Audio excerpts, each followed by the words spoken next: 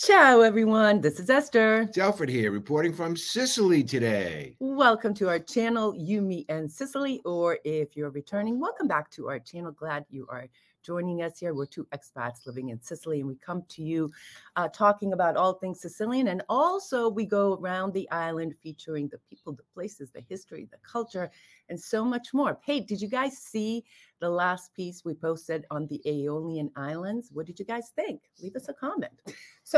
But we had a great weekend here, right?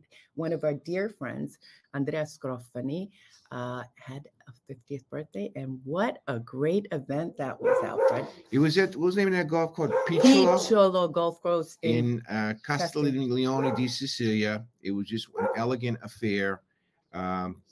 Met wonderful people. I knew a lot of people there. We met wonderful people. And the thing that I enjoyed about it most in talking to the director of the residence, and also to Andrea and Francesco, the owners of the residence, for next year, starting in May, we're going to be able to do golf outings for those who want.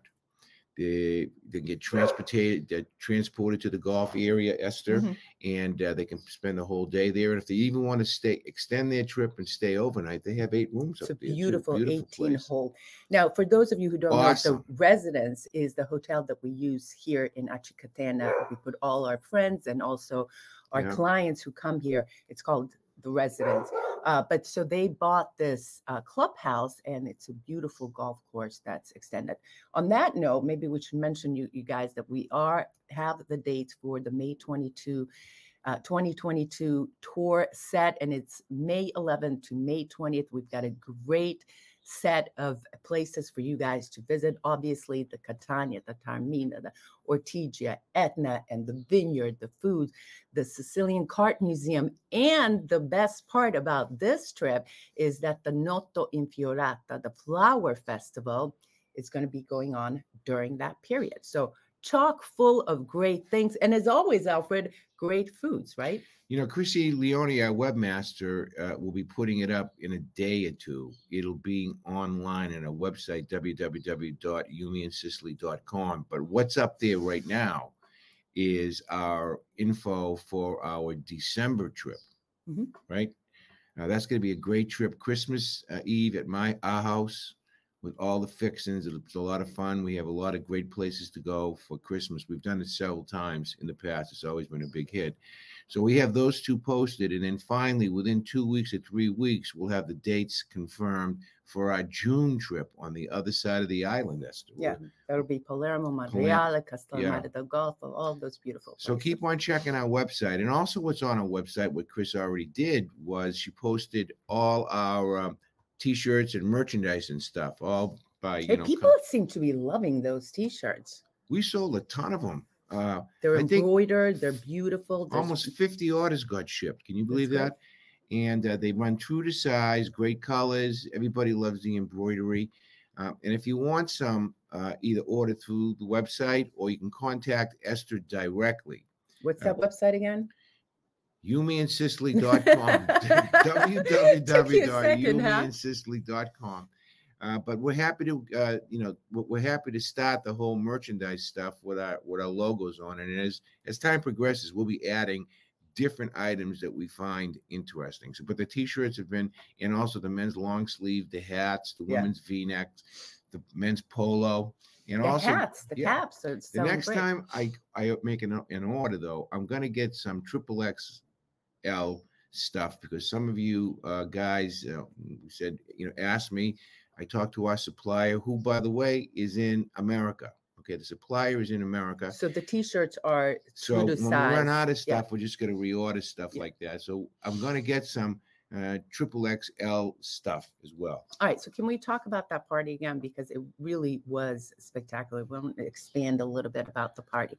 Let me tell you guys, so it started at noon. The food started coming at around 12:10.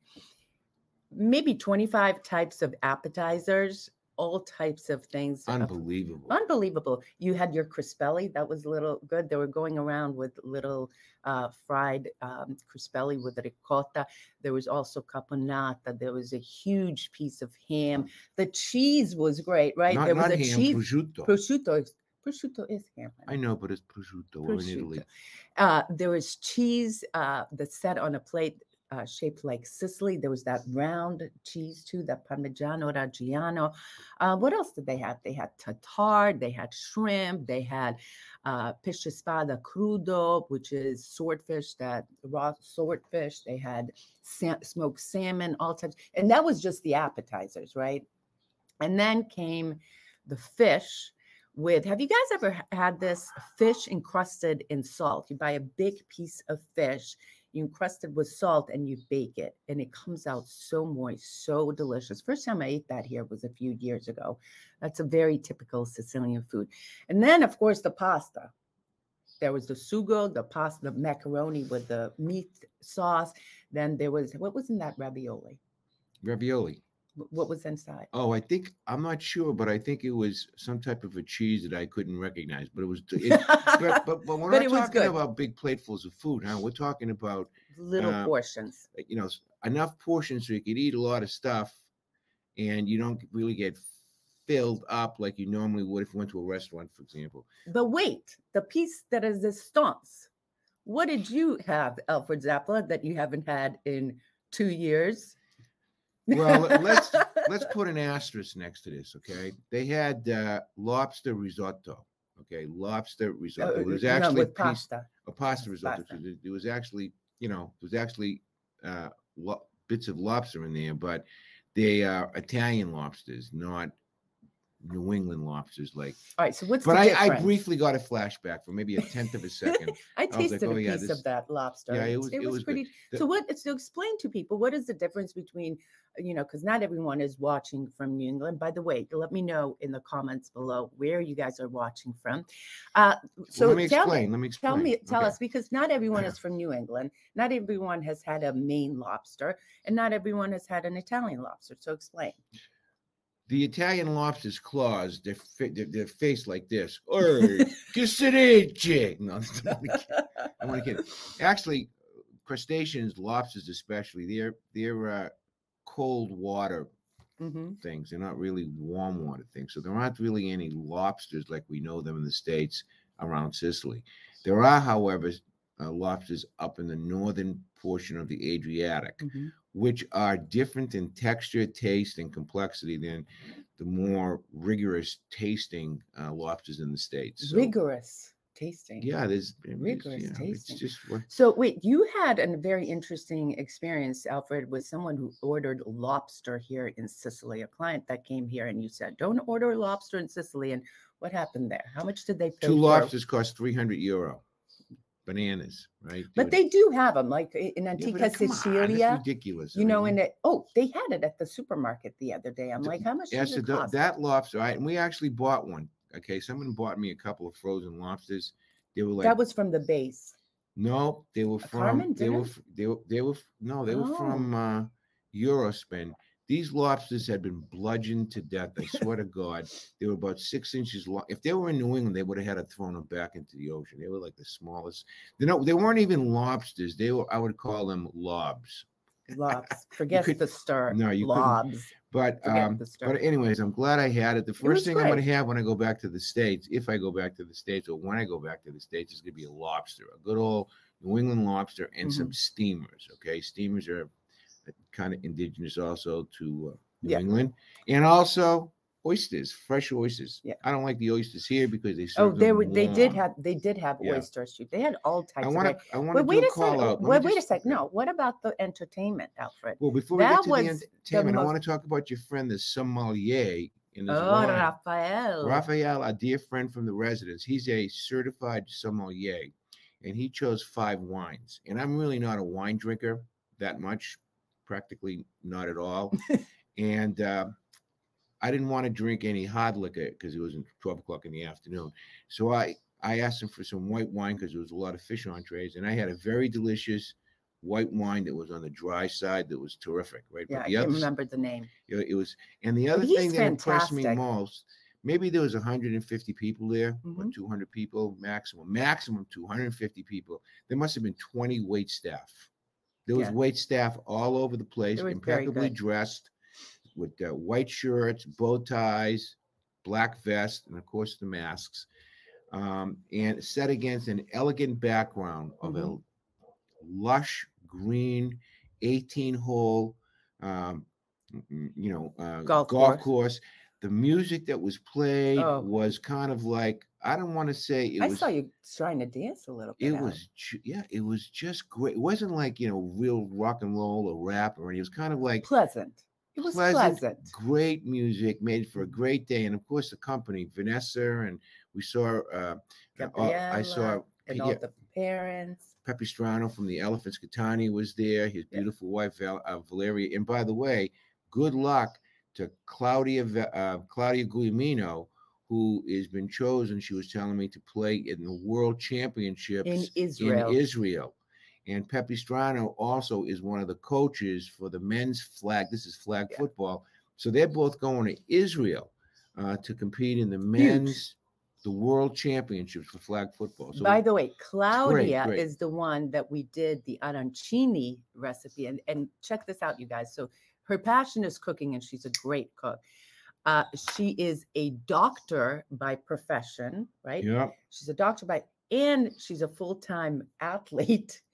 Pretty much, I mean, that's hard work, being a flag football professional player. And she's married, and she has a family. So brava. Talk about. She's also going to do another video with us. I asked her. So we thought a little bit about doing that, making the pepper caponata. But is there a recipe that you guys would like to see us do? Leave me a comment below, because we're going to do this in a couple of weeks. So we have plenty of time to prepare. We've done a recipe on how to make scacciata, how to make caponata, how to make eggplant. Oh, maybe we should do lasagna or eggplant parmigiano. Let me know what you guys Claudia, think. listen, her personality is so fun, and Danny, her husband, the four of us, we had a ball that day doing that piece, and it was very well received. I'll leave you guys a link to that arancini piece, so you get to meet Claudia and her husband. Let me just say one more thing about yesterday. I didn't want to drive because the weather here has been hellacious in terms of swift and sudden downpours. Now, I already lost the motor to one automobile last year because I got stuck in a puddle. I mean, a puddle was worse than a puddle, but the car died. So, and I didn't want to go. And she says, please, please go. I says, no, please, please go. No. So finally, after, I went. But we got a cab. All right. Smart move, because on the way back, going to Artichokes, which is the town next door, it was like inundated with water. Okay. I mean, for those people who don't understand, when it rains here, it rains cats and dogs. And what happens is the streets literally get flooded. I saw some footage in Palermo yesterday, in Termini Imeresi, in Trabia. Literally, the streets were flooded and the cars are stuck there in the middle until the water subsides. So it's a big, big issue. So if you're coming here to Sicily and it's going to be raining, I highly suggest that you stay off the road or be super, super careful, because it can get very dangerous.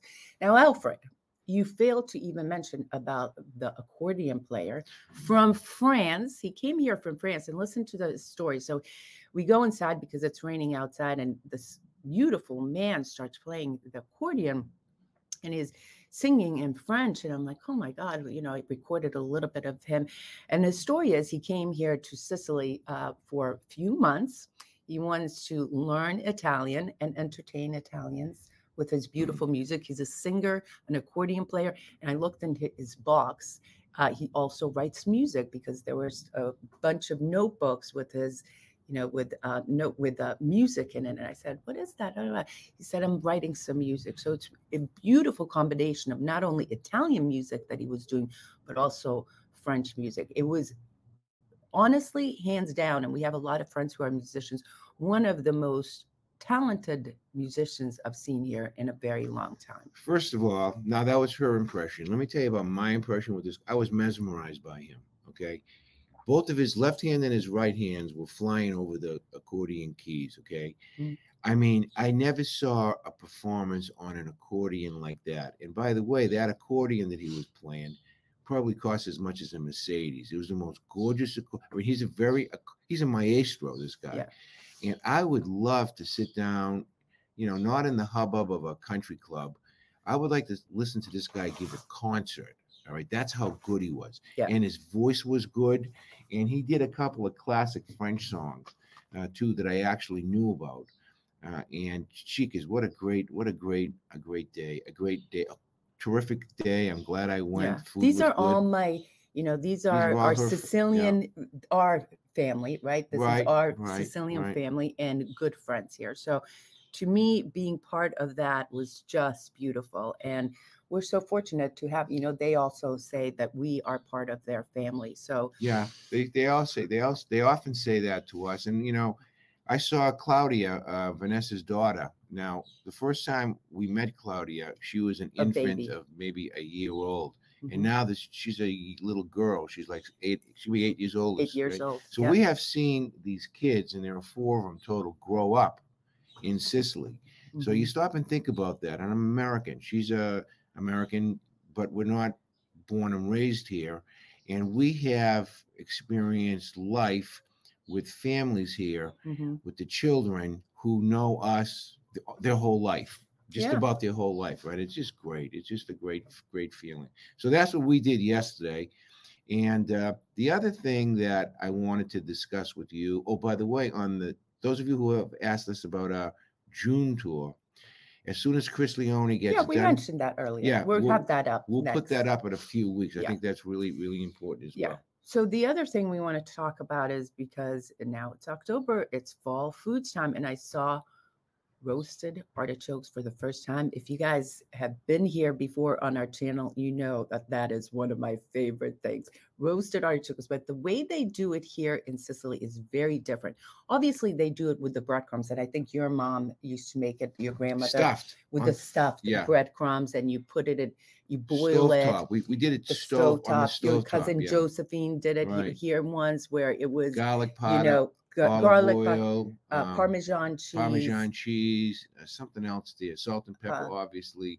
I think that was about it. And Josephine taught me how to cut the artichokes and then divide them and then stuff them. But the way they make them here, you guys, is spectacular. So they open up the artichokes and they put a mixture of parsley, garlic, lemon, olive oil, and salt, and put it in there. And it is seriously to die for. But they put them on the grill. They put them on the charcoal grill. So at the bottom, it becomes really, really black. You just take that stuff off. And as soon as I buy my first one, because we couldn't get it a couple of weeks ago because we have people here, I'm going to bring it on the show and show you. I'm curious if you guys make artichokes at home, and how do you make your artichokes? Leave me a comment. And have you heard about it? Stuff like this? It's spectacular. The other thing we started seeing are the chestnuts. The chestnuts are just coming out, and usually, and I know this too because I'm an idiot, but I know this. You never buy the first. Don't ever buy the first of the season because 50% of them always are rotten, and the taste is terrible. But I saw them and I said, "Oh, the heck with it! They look beautiful." It was an impulse buy. It was an impulse buy. €6 for a pound. Wasn't bad. It's like $7, something like that. But I ended up throwing away. When you cut them, you have to cut them. Or else they explode when you cook them. When I say explode, meaning all over I forgot to cut, and it exploded when I took them out. I mean, finding pieces. It was unbelievable. And she's been picking up the little pieces of the chestnut. they stick to things. I mean, the cabinet was filled with chestnuts. Anyway, I like to buy it when they're outdoor on those, what are those things called? Those metal. Yeah, the roasters. They're sitting there on the street corner, and we've done videos on these guys all the time. They sit there, and especially Sunday. The other big thing that I've been seeing a lot of are the humongous walnuts that just arriving. It's really, so for those of you guys that don't know, the foods here the foods here in Sicily are very seasonal. So we're just finishing up. There's still melon, which is pretty late. There's still some peaches, but that's it. I mean, this is apples. Apples. Now it's the apples. Yeah. Now it's the grapes. Now it's the persimmons are coming. The persimmons and all of that. And it's also the period to raccolta the uva, pick the grapes, because now is Ventimiglia. Now is the period that they're picking the grapes and they're making the wine. So these are all fall things that are happening right now. So it's a good time. And goat cheese too. And Goat lamb, cheese. goat cheese, Yeah. lamb, ricotta, because this is not too many people eat ricotta in the summertime because it's too hot. Okay. So now is when they have sheep stuff. They have, do you hear that sound? Oh, wait. Let me show you guys what kind of a big cloud we have coming. See that? Huge black clouds. And if you haven't seen our view yet, here's our view. There you go. Ooh, see it? The other thing I was going to tell you guys, now it's they're picking the grapes to make the vine. Up here in Etna, it's going to be around October or early November for the olives. So those are some Our of the trees in thought front of first. us are loaded right now with olives. Loaded with olives right now. And the fellow who owns this land passed away, so I'm just wondering what's going to happen. Yeah, I haven't seen his son up here with the horses and no, they've been going on to the other there. pasture over there. Okay. But I'm really worried that the trees aren't going to get harvested this year. If you Why don't we go down? Why don't we go down and harvest I'm not them? going to go harvest them. You guys know how they make olive oil? It's really funny. They the best ones they pick right away, and then they take them to a machine that crushes the entire olive. First, they wash them and take the twigs off. Then they take them to this machine. An oleificio. It's right, an oil maker who crushes the entire thing, seeds and all, skin and all, and then they put it under and the stuff that comes out looks like mush, like wet cardboard, really is what it looks like. And then what they do is they take this wet mush and they put it in a hydraulic press and they squeeze it, okay? And then what comes out at the bottom is, of course, extra virgin olive oil. That's why they say first press extra virgin olive oil. Those are the best ones. After they do that process, some of the oil gets settled where the sediment goes to the bottom, or filtered where it's nice and clear, or the other way is that you just buy it unfiltered. Either way, it's the same taste. I mean, it just tastes great. And then you add stuff. Some people, like, for example, will put basil in it, and they'll have basil tasting I like the olive oil, pepperoncino. lemon tasting, pepperoncino tasting, etc. But you have to watch out, by the way, if you're going to get those flavored oils. There's no such thing as a truffle oil. That's some type of an essence that they put in. Be careful with that stuff. And then whatever's left over on the tree, those finally get picked. They have usually a higher amount of water in them. So that means the acidic level is a little bit higher, which means it has a little bit more of a bittery taste. So be very careful when you buy olive oil. There's a lot of junk out on the markets, in the American markets right now, a lot of junk out there. So let me talk a little bit about olive oil, because we did an entire episode on the Asado olive oil, Partana, that they have at Whole Foods and several other places in the United States from Castelvetrano, which is my favorite type of olive. It's a huge type of olive. And so when we did this episode, we went inside and saw the whole process. But the interesting thing is that these farms collect the olives from smaller farmers. So they come from all over. And that is to ensure that it's 100% Sicilian olive oil. Because as Alfred said, you have to be careful with this stuff. A lot of people mix the olives with some Turkish or other cheaper types of olives. So that's very interesting to see, because not everyone has 100% Sicilian olive oil. So these farmers come and, of course, they pay them money. So they're supporting the local economy by buying those olives from the smaller farms. So when we were looking at, they were making the olive oil, and there were several steps. But the one step that was remarkable to me is when Tommaso took a little bit of a plastic bottle and he put some kind of really dark green gooey stuff. And he said to me, "Esther, do you know what this is? Beauty companies pay thousands of dollars for a little bit of this to put in their products."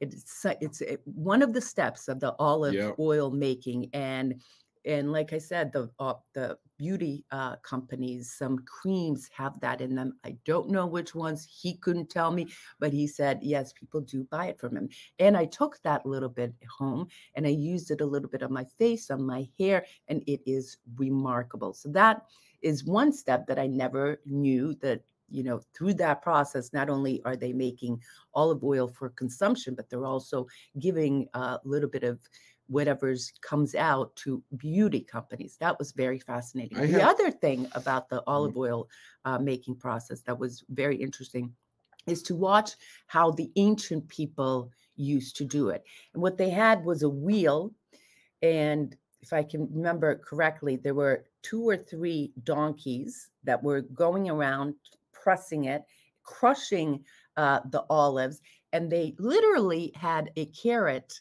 dangling in front of the donkey so he would keep going around in circles. And we saw that in Custonaci when we went to the Barbera olive farm. And I'll leave you a link to both of these video episodes because it's very fascinating. But the whole process, if you think about it, olive oil has been made here on this island for thousands of years. And this ancient ingenuity of creating this press made out of rock and then having the donkey go around and turn it is fascinating. But that also goes to say, and during our vineyard visit, we go into the panetera, which is the planet. Why am I forgetting the name of it? Panetta. What is it called? The old olive where they used to press the olives. The old olive where they used to press olive. Not the olives, the grapes. Who the hell the knows? Grapes. And Salvatore, who does our tour, shows us how they used to press the grapes. There were people that used to stomp on it, but then there was another machine that they had to turn to press it even further. So talk about ancient ingenuity. It's incredible. The other interesting story that Salvatore always talks about, the pressing, stomping on the grapes, is because they were enclosed in this building, there wasn't a lot of air and a lot of some kind of something, the grapes emitted something. I can't remember if it's nitrogen or something. But the way that they made sure that they didn't get sick or tired is that they sang songs. They sang Sicilian songs. And once one person stopped singing, they knew, oh, she must not be feeling well.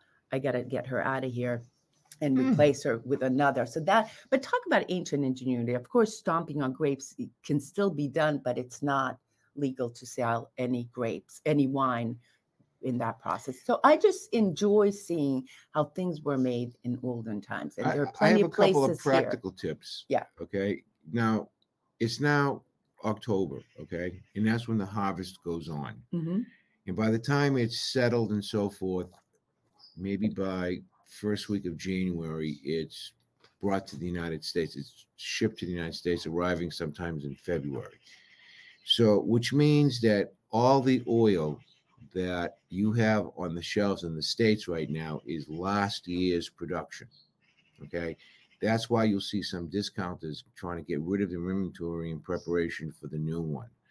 Now, what's happening right now in the ports in the United States is that they're hugely backed up. I'm sure you guys, they have the supply chain issues, which is going to hold up the delivery of things like wine and oil up to maybe 6-10 weeks. Okay, so this oil that's, it's still good. The oil is still good from last year. It just becomes lighter in complexity and lighter in taste. Okay. I'm just looking up the name of this. Okay. If it's rancid, throw it away. And of course, oil should be stored always in a cool and dry place, never in direct sunlight. And then the other last thing I want to say, and I just want to say one thing about Esther about Sicilian olives. Olives have been around for millennia. Okay. Ancient Greece, for example, and Greek oil is very good. Ancient Greece, even before that, in the Levant, Palestine, Judea, etc., that was a staple, and it worked its way here with the Phoenicians. When the Phoenicians came here, they used it for trade. Yeah, they used it for trade, and then during the Muslim occupation, of course, it was introduced along with many other products here in Sicily. But Sicilian olives, because of the sun and the dry texture over here, is reputed to be one of the best quality olive oils, okay, in all of Europe and even perhaps in the Levant area. But there's also very good oils from Tunisia, Algeria, Egypt, Israel. Those oils are kick-ass too. Yeah, So they're all just different. Good They're very oil, good oil.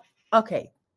If you're enjoying this video, please hit the like button, share it with a friend, and please subscribe to our channel to get more videos here from Sicily. We'll be uploading many more. We have, I think, almost 200 videos on Sicily so far. You can find that on You, Me, and Sicily on YouTube. I have all types of playlists.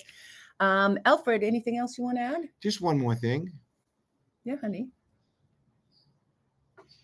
I had a good time today because it didn't get, the transmission is not getting screwed up. The little Banshee kid is not around. That kid downstairs. Anyway, the dogs aren't howling.